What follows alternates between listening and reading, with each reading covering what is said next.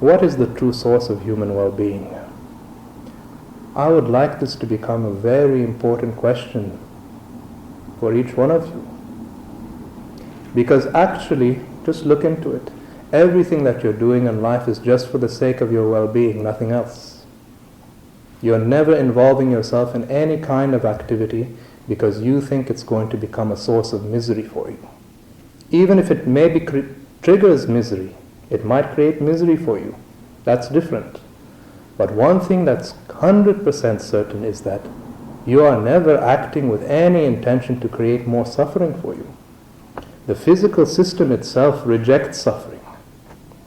That's why if there's some kind of sickness or disease, all the elements of the body are now working very hard to bring about balance, harmony in the system.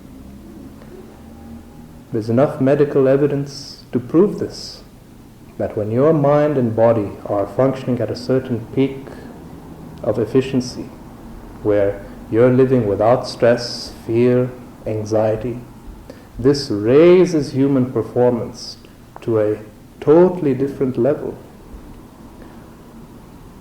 So even in terms of science, it shows very clearly suffering is not supportive for the human system. So anyway, you're doing so many things for the sake of your well-being, whether it's being involved in a relationship, whether it's gathering wealth to make yourself a bit more comfortable in life. But nobody is ever acting in the world because he wants to trigger more misery for himself. So this should become such an urgent question in one's mind. What is the true source of human well-being? Is it enough for another statement of Socrates? He said, the unexamined life is not worth living. Because an unexamined life is really a very mechanical life. Just going through the same routine, same motions, waking up in the morning, working 9 to 5, doing the same, the cycle keeps on going, repeating the same patterns. One definition of insanity, maybe some of you have heard it, is repeating the same patterns again and again, but expecting different results.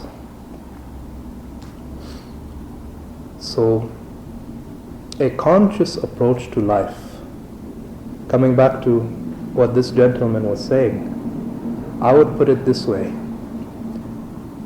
A conscious approach to life versus an unconscious approach to life is what makes all the difference. If a person has an unconscious approach to life, then yes, what you're saying is true. He will be very much like a puppet on strings. Strings say move left, he moves left. Strings say move right, he moves right. He will be influenced by so many external factors which are really beyond his control, because anyway they are beyond your control, aren't they? How much of what you're experiencing in life is really within your total control?